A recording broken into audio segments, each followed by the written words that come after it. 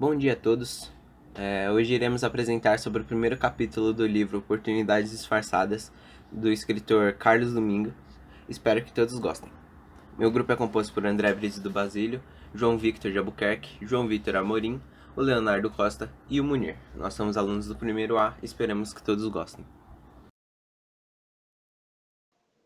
Um homem derrotado e derrubado, sem rumo, onde tudo parecia perdido. Desde jovem tentou participar da política e sempre falhou. Ele não era considerado bem-sucedido, muito menos um gênio precoce, mas mesmo assim nunca desistiu ou perdeu as esperanças em si. Quem era esse homem? Este é nada mais nada menos que Abraham Lincoln, o 16º presidente dos Estados Unidos.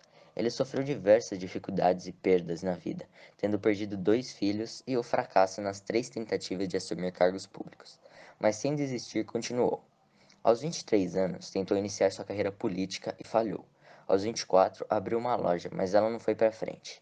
Aos 32, tentou um negócio de advocacia com seus amigos, mas também falhou. Nesse mesmo ano, após fracassar diversas vezes, Abraham teve um colapso nervoso e passou um grande período no hospital. Aos 45, 47 e 49 anos, novamente tentou cargos na política, mas falhou em todos. Foi aos 51 anos que finalmente foi eleito o presidente dos Estados Unidos. Abraham Lincoln foi um dos maiores exemplos de persistência e determinação, como presidente e como pessoa. O seu sucesso veio aos 51 anos e com diversos tropeços, falhas e fracassos, mas ele nunca desistiu.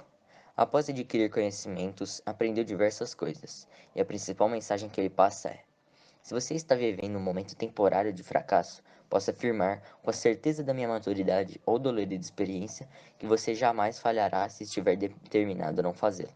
Por mais que você encontre dificuldades pelo caminho, não desista, pois sabe que o campo da derrota não está povoado de fracassos, mas de homens que tombaram antes de vencer. Agora vamos dar início à introdução do livro O Desenvolvimento de Carreira de Carlos Domingos, o autor de Oportunidades Disfarçadas.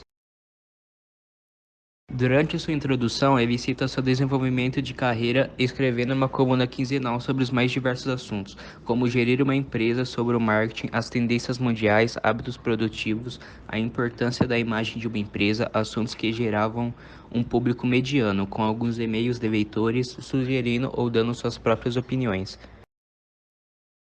Até que, em um momento, escolheu sair de seu tema usual e decidiu escrever sobre as dificuldades que algumas empresas multinacionais obtiveram durante seu início.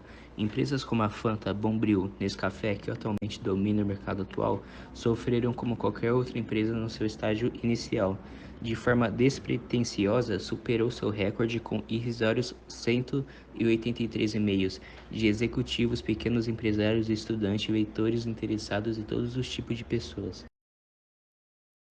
Com tamanho sucesso, quis avançar um estágio, colher mais materiais de exemplos e juntá-lo. Esse livro foi o resultado com 7 anos de pesquisa em materiais diversos. Oportunidades Disfarçadas nos traz a reviravolta de diversas empresas endividadas, saturadas de concorrência, sofrendo com a crise, usando da perspicácia, criatividade, marketing e até mesmo sorte para amadurecer e se destacar em meio aos ambientes que se encontravam. A seguir, veremos exemplos de empresas que superaram suas expectativas nas mais diversas adversidades, histórias que podem inspirar e dar esperanças aos novos empresários e àqueles que querem iniciar um novo negócio. O primeiro exemplo apresentado pelo livro foi o jogo Monopoly. Ele surgiu em uma das maiores crises da Nova York, onde milhares de pessoas estavam desempregadas e muitos sofriam com a fome. O Estado vivia em um constante prejuízo de inflação e a perda de empresas. Foi um jogo que ensinou aos políticos soviéticos o novo modelo econômico que iria ser implantado. Como ele foi criado? Charles Darwin não foi exceção. Ficou desempregado, a família sofria com dívidas, mas mesmo assim não desistiu. E continuamente cuidava das crianças, já que tinha bastante tempo livre. Fez em uma toalha de mesa, considerado o primeiro tabuleiro de Monopoly do mundo, o jogo. Ele adicionou umas casinhas, citou ruas que conhecia ao seu redor e criou algumas regras. E assim jogava com as crianças. Além das crianças, pais, amigos, vizinhos, muitos outros adoraram o jogo. E ele, vendo uma oportunidade, contatou uma empresa de jogos, a Parker Brothers, com o intuito de mostrar seu novo projeto.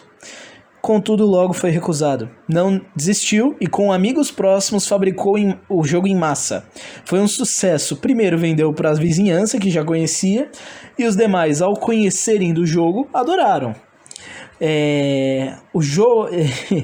Logo, quando ele contatou novamente a empresa Parker Brothers, ela se viu tendo que aceitar. Elogiou o jogo, dizendo que permitia que crianças e adultos comprassem regras decididas, imóveis personalizados. O jogo se tornou tão famoso que hoje, a cada 20 pessoas, 2 já jogaram Monopoly. E é considerado um dos jogos de tabuleiro mais famosos da história. Agora irei falar sobre a empresa Pocket Company, que é a tradução... Bom, deixa a tradução pra lá. Você já deve ter ouvido o ditado, se não pode ir contra seus inimigos, se alia a eles, não é mesmo? Às vezes, levar isso em consideração para tomar o rumo de sua empresa não é tão ruim assim. O século XXI foi recebido com uma imensa crise na internet e empresas de tecnologia começaram a se endividar e pessoas começaram a perder o emprego. E em meio a tamanha desordem, trazendo grandes prejuízos aos sites e empresas ligadas a esse tipo de serviço, um site crescia cada vez mais e mais. E nós estamos falando da Pocket Company. No momento em que milionários se tornavam cada vez pessoas mais comuns, os gênios estavam perdendo suas economias. E esse site cresceu cada vez mais e mais até se tornar uma peça-chave para o empresário. O portal postava em primeira mão as companhias endividadas, as quais faliram e quais estão perto de. E também as que estão em vendas, ou seja, postava tudo aquilo que o mercado adoraria saber. Enquanto temos pessoas que se afastam de investimentos e fundar novas empresas por causa da crise, esse site tirou proveito da situação e chegou a receber mais de 1 milhão de acessos por dia. Agora eu irei falar sobre a história da Gol. Bom, após o atentado de 11 de setembro, veio a maior crise da história para a aviação. Isso porque as pessoas tinham medo de sofrer ataques terroristas. Então, muitas empresas de aviação estavam fechando as portas e outras indo à falência. E muitas deixavam de fazer investimentos, pois, teoricamente, não valeria a pena gastar se não haveria um retorno, não é mesmo? E, diante dessa situação, uma empresa que foi totalmente na contramão foi a Gol. Ela, ao invés de parar, resolveu investir na empresa, aproveitar esse período de baixa, onde os produtos estariam mais baratos, e resolveram comprar novos equipamentos e máquinas. E quando as coisas começaram a voltar ao normal, podemos dizer, enquanto as outras estavam apenas aquecendo as turbinas, a Gol já estava muito mais à frente. Com isso nós podemos aprender a lição, que quando tudo parece que está caindo, nós temos que olhar uma oportunidade, assim como a Gol fez. Nintendo. 10 anos depois de surgirem os jogos eletrônicos, o mercado começou a sofrer com as quedas nas vendas.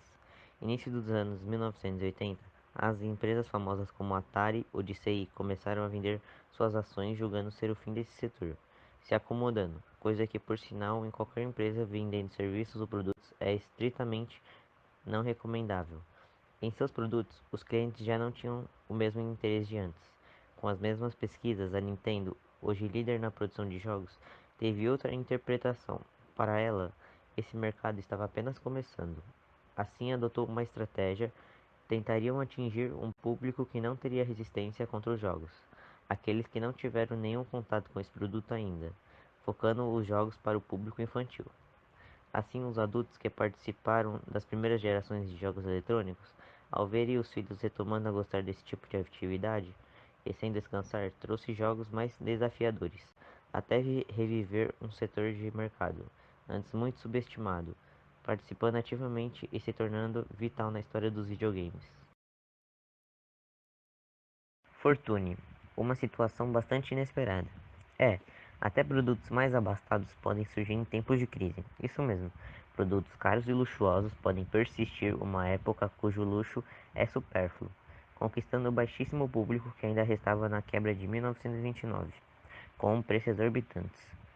Revistas obtidas através de assinaturas, dificultando muito o acesso ao produto, poesias e imagens artísticas, em uma época em que a produção estava extremamente valorizada.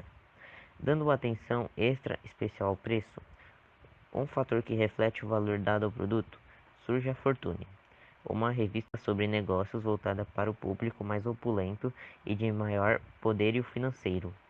A revista, que fazia parte do maior conglomerado de mídia do mundo, antes de ser aquisitada pela AOL no final do século XX, surgiu uma das épocas na qual o dinheiro era muito escasso.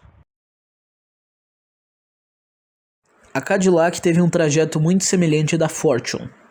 Viveu o mesmo período, as mesmas crises, as mesmas recessões e adotou, por incrível que pareça, a mesma postura. Enquanto as demais empresas automobilísticas diminuíram excessivamente o preço de venda e o preço de custo de cada serviço, Cadillac continuou com seus produtos altos e continuou com as vendas. O pouco público que persistia com poder aquisitivo para obter esse artigo de luxo continuava comprando carros Cadillac. Segundo o presidente da época, Nicholas, a montadora não competia contra outras automobilísticas, e sim contra outros produtos de luxo. Pelo contrário, a crise só passaria a valorizar ainda mais um carro Cadillac. Mesmo assim, o presidente não desistiu em procurar formas de desenvolver e lucrar.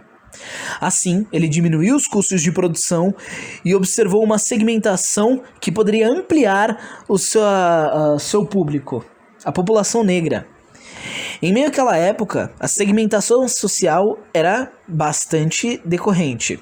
Produtos eram destinados à população branca e produtos eram destinados à população negra. Assim, querendo inverter a situação, ele passou a vender produtos do carros Cadillac para a população negra. Lógico que no início teve manifestações, manteve resistências, mas no fim deu acesso à população negra um artigo de luxo.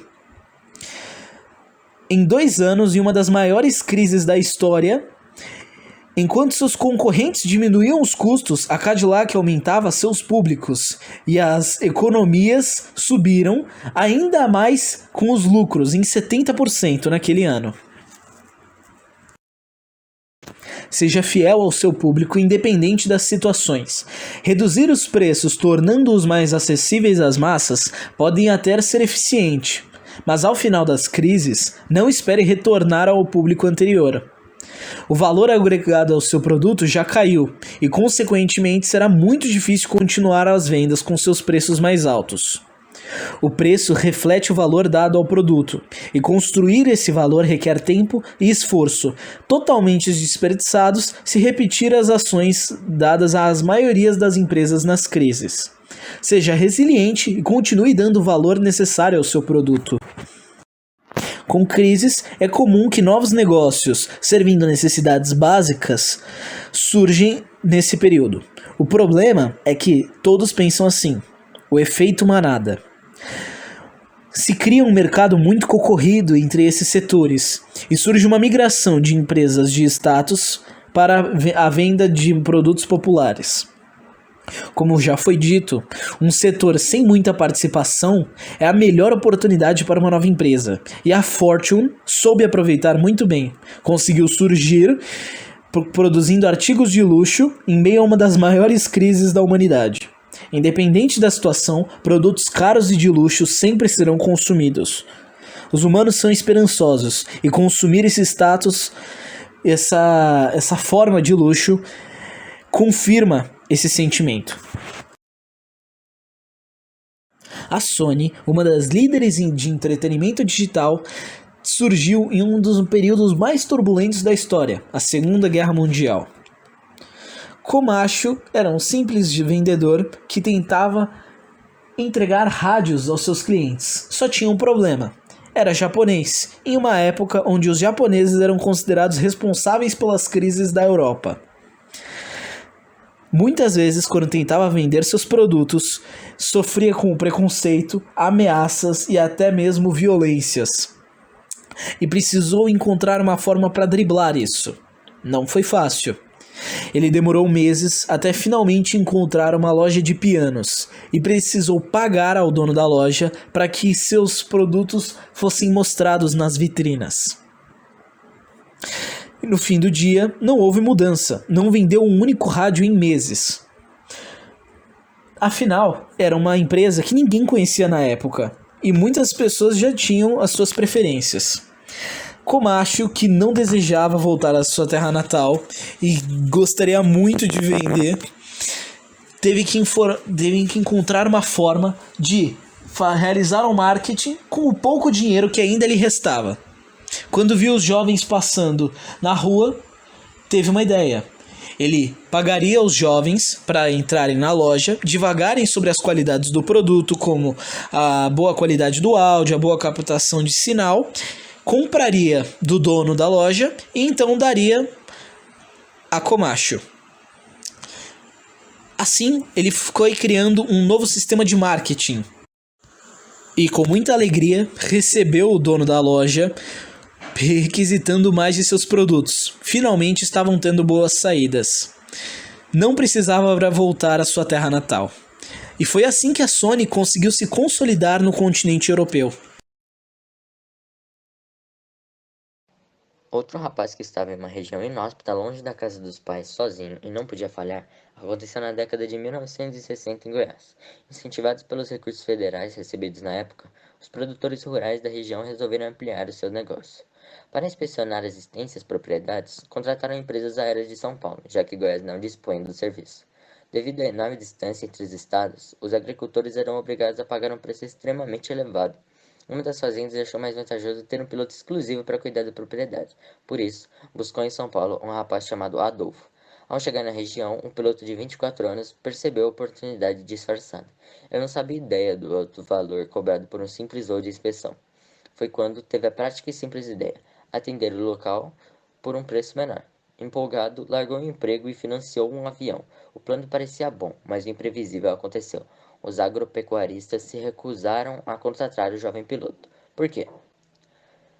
Primeiro, porque não pertencia a uma grande empresa, não oferecia garantias, o que causou desconfiança ao grupo. Segundo, e talvez mais grave, para os emergentes homens do campo, recrutar pilotos da capital paulista era uma questão de status.